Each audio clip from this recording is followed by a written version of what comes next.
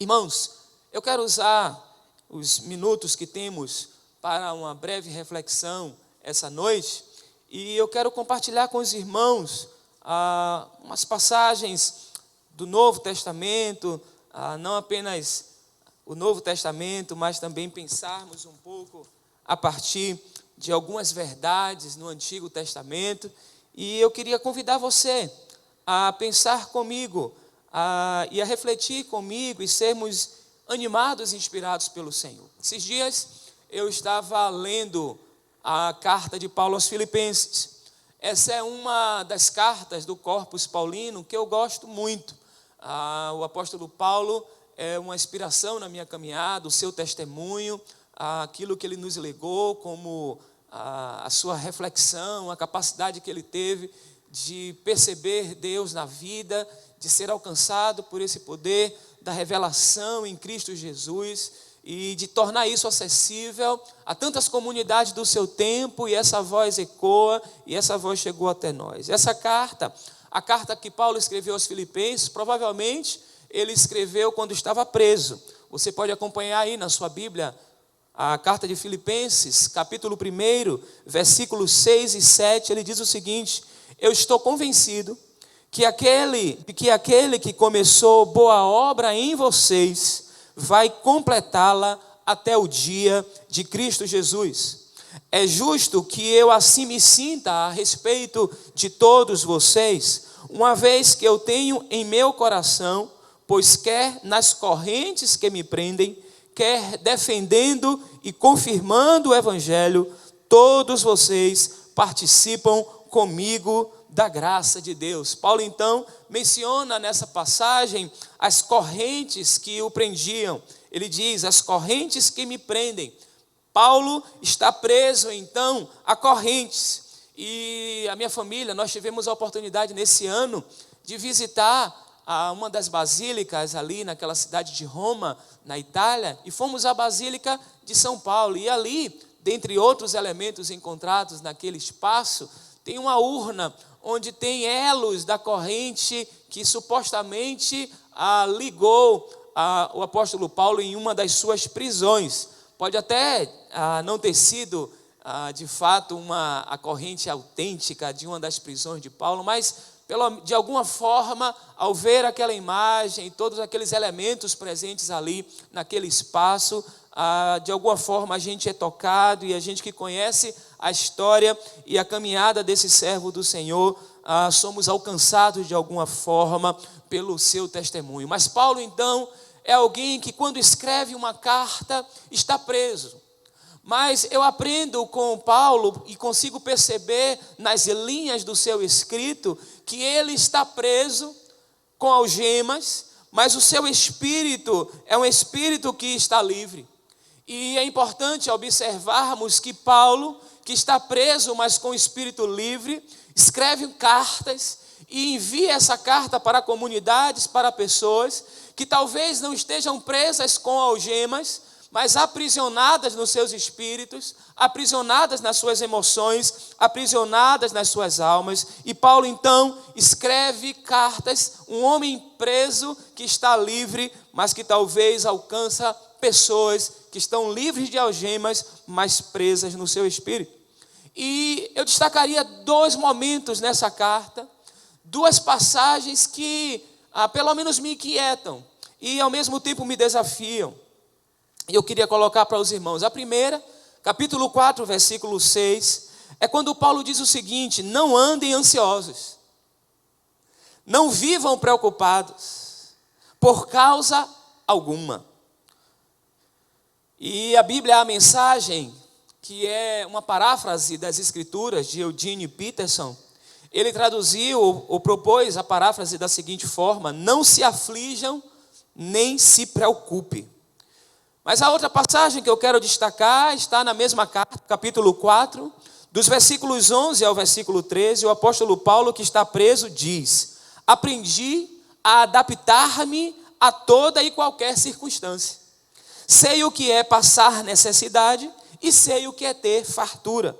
Aprendi o segredo de viver contente em toda e qualquer situação. seja bem alimentado, seja com fome, tendo muito ou passando necessidade, tudo posso naquele que me fortalece.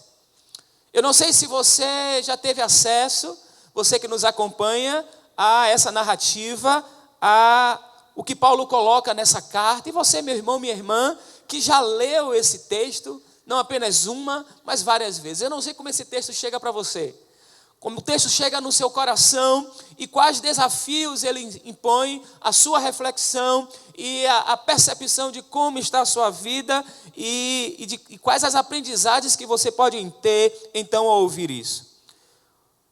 O número de brasileiros com quadro de depressão e ansiedade cresceu desde o início da pandemia que nós estamos envolvidos, da Covid-19. Esse número ele cresceu e são dados de pesquisa do Ministério da Saúde, que revela que daqueles entrevistados, 32,6% sentiram para baixo ou deprimidos de março para cá. Um outro estudo feito pelo Instituto de Psicologia da Universidade do Estado do Rio de Janeiro, aponta que o número de brasileiros com depressão praticamente duplicou nos primeiros 2 meses de isolamento social. O percentual de pessoas com a doença passou de 4,2% para 8%. Já os casos de ansiedade saltaram de 8,7% para 14,9%. E essa pesquisa ela foi feita com 1.400 pessoas em 23 estados da União e, de alguma forma, sinaliza e indica um dado preocupante na nossa nação: pessoas com transtornos mentais. Eu fico pensando o que é que Paulo escreveria a nós, os brasileiros, hoje. Paulo, que escreveu no passado aquela comunidade de Filipe, disse: olha, não fiquem preocupados com coisa alguma. Não fiquem ansiosos com nada. Eu aprendi com todas as situações. Aprendi a estar contente na fartura e aprendi a estar contente quando as coisas não vão bem. Eu, lendo um filósofo alemão, Martin Heidegger, um filósofo existencialista que deixou uma contribuição significativa no século XX, Heidegger ele elabora alguns conceitos filosóficos e traz também o tema da preocupação. E eu observo que Heidegger, em um desses conceitos que ele elabora, ele propõe 2 situações onde há o que ele chamaria de dos aspectos positivos da preocupação. E eu quero falar de um apenas aqui, é o que ele chama de preocupação liberadora. E o que seria essa preocupação liberadora, de maneira sintética, é claro, eu digo aqui. Ele diz assim que o CAI, que se preocupa com o outro a partir desse modo, não se dispersa nas ocupações do outro e o libera para que assuma a própria responsabilidade de ser. Até a preocupação liberadora é difícil de entender. Heidegger, assim como Paulo, também me inquieta, porque o ser humano é um ser de preocupações. Alguém afirmou que mudar de preocupações faz-me tão bem como tirar férias. A preocupação, as preocupações, elas são a ocupação de homens e mulheres. E quando eu olho nas páginas das Escrituras, quer no Antigo Testamento, quer no Novo Testamento, eu encontro seres humanos, homens e mulheres que o tempo todo lidam com as suas preocupações. E os motivos dessas preocupações são os mais diversos. No Antigo Testamento, nós encontramos a história de sofrimento do povo hebreu. E esse povo, ele esteve cativo no Egito por longos anos. E é interessante, irmãos, quando nós olhamos para a narrativa do livro do Êxodo, capítulo 3, de 7 a 8, É o próprio Senhor, na narrativa, que diz o seguinte: o Senhor Deus diz assim: de fato, tenho visto a opressão sobre o meu povo no Egito, tenho escutado o seu clamor por todos os seus feitores, e sei que eles estão sofrendo. Por isso, desci para livrá-los das mãos dos egípcios, e para tirá-los daqui para uma terra boa e vasta, onde manam leite e mel. Deus, ele vê a opressão.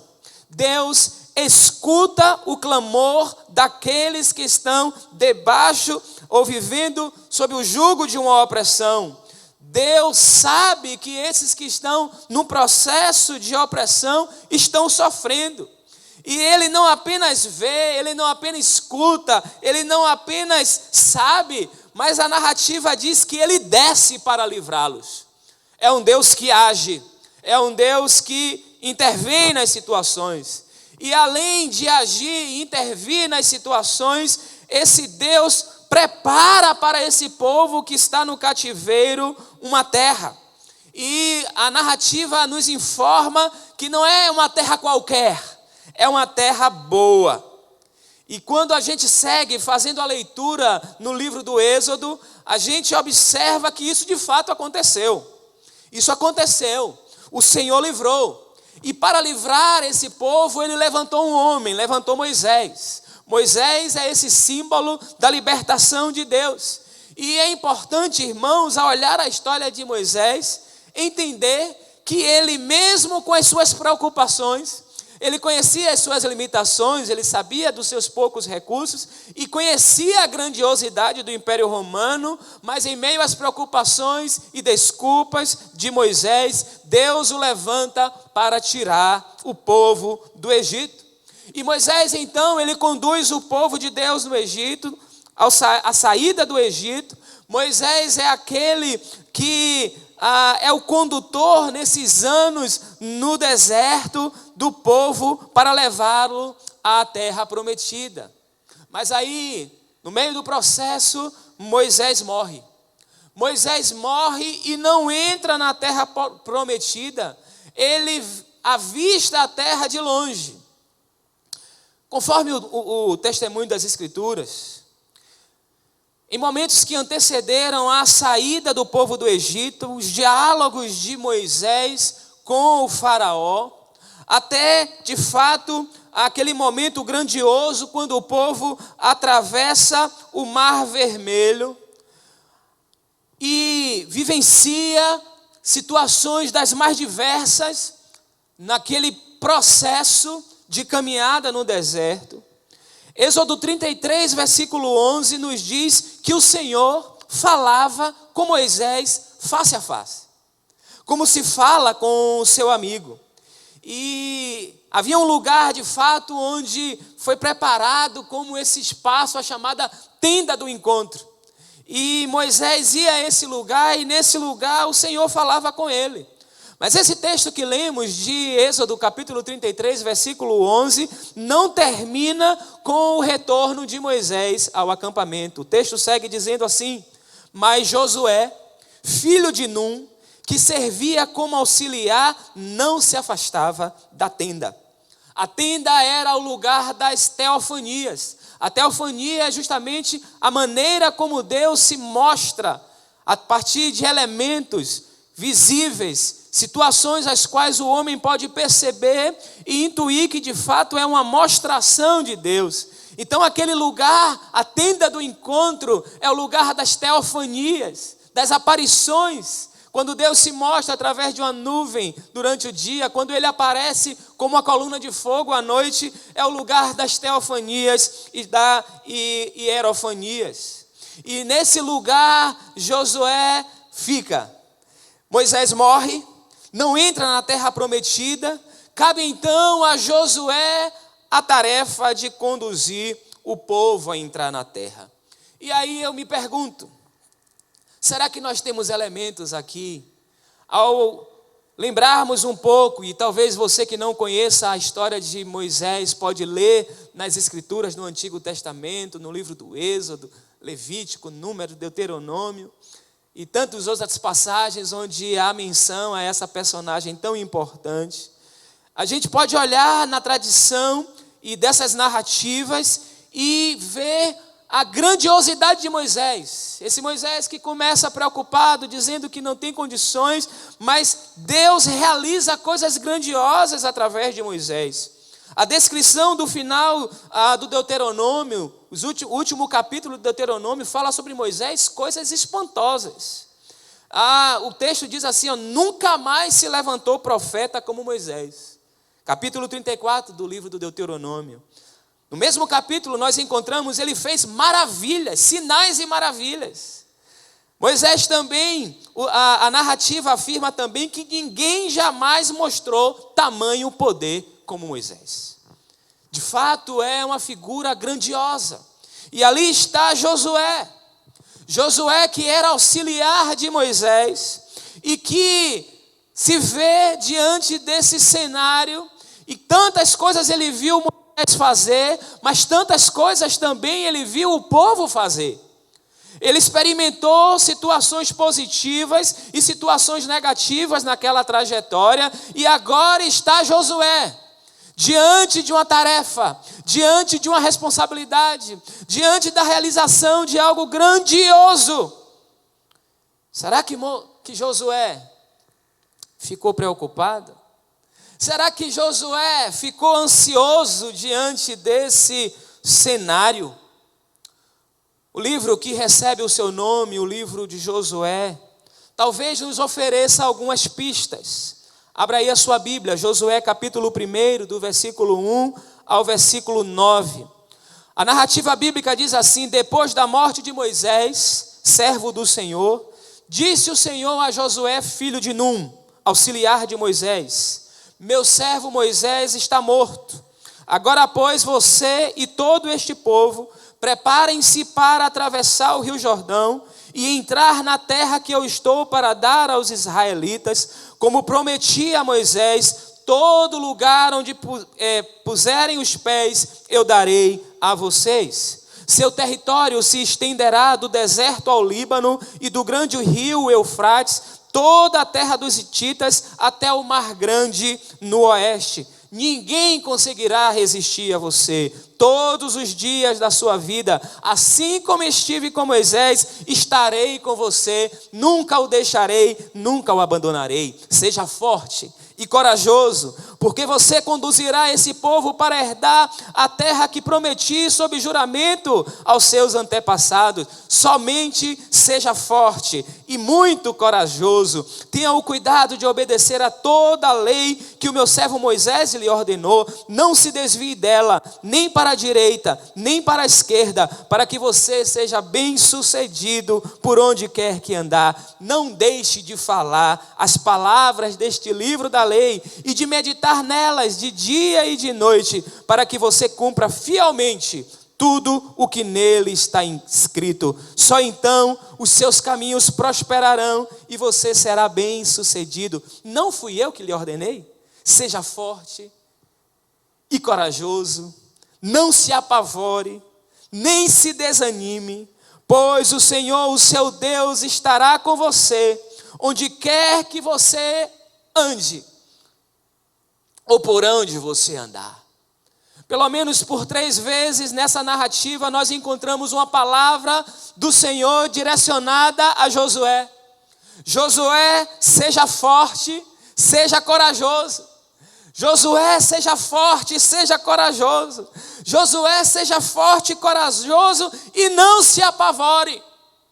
Provavelmente aqui, implicitamente, a gente pode perceber das preocupações de Josué. A tarefa era grandiosa. Ele tinha visto Moisés ser usado por Deus para fazer coisas grandiosas. E agora ele tem a responsabilidade. Talvez esteja aqui uma das preocupações de Josué. A tarefa é grande demais. Será que acontecerá comigo? Será que eu serei usado por Deus como Moisés foi? Será que eu terei condições de realizar essa obra? Será que eu terei condições? Provavelmente Josué pensou a respeito disso. E o tamanho da tarefa, o tamanho da situação, talvez em algum momento gerou um peso e inclusive o desânimo em Josué. Mas Deus diz a Josué: não se apavore, nem se desanime, pois o Senhor estará com você por onde você andar. Quando Paulo fala das preocupações ao povo, aquela comunidade de Filipe, provavelmente ele tinha alguns elementos de preocupação em mente. Talvez ele estivesse informado de situações e de preocupações daquela comunidade, por isso ele escreve: não fiquem preocupados com coisa alguma. A gente pode também observar, irmãos e irmãs, quando olhamos as preocupações dos brasileiros atualmente, com os dados que eu coloquei para os irmãos no início da reflexão, a gente pode pensar a respeito das situações que têm provocado preocupação, ansiedade e depressão entre os brasileiros. E talvez você esteja sendo alcançado por esse estado. Talvez o seu nome aumente essa estatística de pessoas preocupadas, de pessoas ansiosas, de pessoas que estão à beira de uma depressão.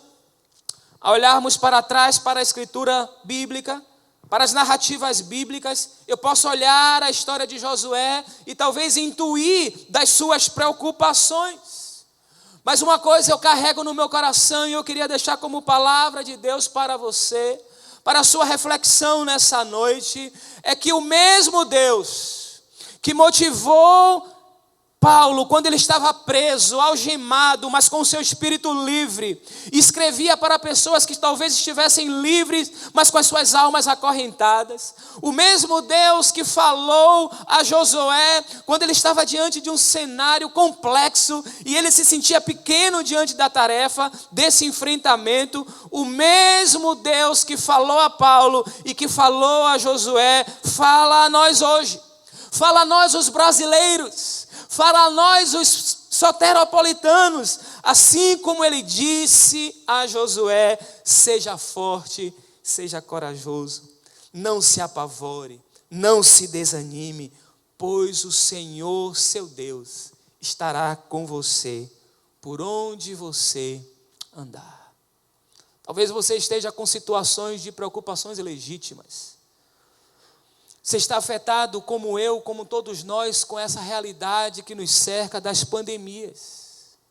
Mas a certeza que marca o nosso coração é da presença do Deus conosco. Eu não te deixarei, nem te desampararei.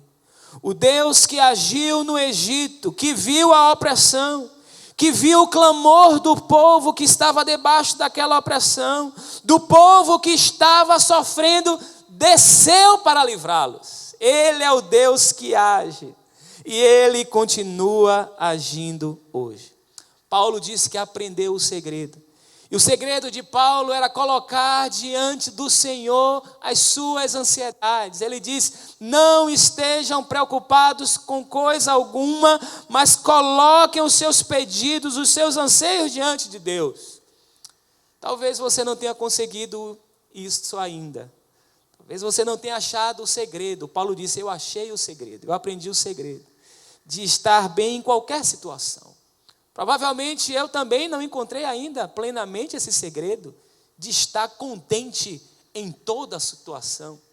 Mas nós temos um Deus que está conosco, que está presente e que continua dizendo hoje, a despeito das nossas ambiguidades, dessas nossas alternâncias, Ele continua dizendo: eu sou com vocês, não te deixarei, nem te desampararei. Não te mandei eu, não sou eu que estou falando contigo. O Deus que falou a Josué nos fala nessa noite: seja forte e corajoso, não se apavore, nem se desanime, pois o Senhor, o seu Deus, estará com você, por onde você andar. Vamos orar juntos? Temos dados, Senhor, que foram apresentados aqui, dados legítimos diante do cenário que estamos enfrentando, para identificar na nossa nação homens, mulheres que estão preocupados, ansiosos, temerosos, homens e mulheres que estão angustiados, homens e mulheres no nosso Brasil, Senhor, que estão sem saber o que fazer num momento tão difícil. Mas a certeza que nutre o nosso coração, Senhor, que o mesmo Deus que falou a Paulo, que gerou algo novo no coração de Paulo quando ele estava algemado, estava preso, mas que estava com seu espírito livre, é o mesmo Deus que pode nos dar esse poder hoje para enfrentarmos as lutas do hoje. Porque o Senhor falou a Moisés e agiu na vida de Moisés. O Senhor falou a Josué e agiu na vida de Josué. O Senhor falou na vida de Paulo e o Senhor agiu na vida de Paulo. Falou no tempo dele e agiu no tempo dele. Tu és o mesmo Deus que age hoje. E hoje o Senhor tem nos convidado a crer, a não temer. Porque o Senhor é o nosso Deus e o Senhor estará conosco onde quer que andemos.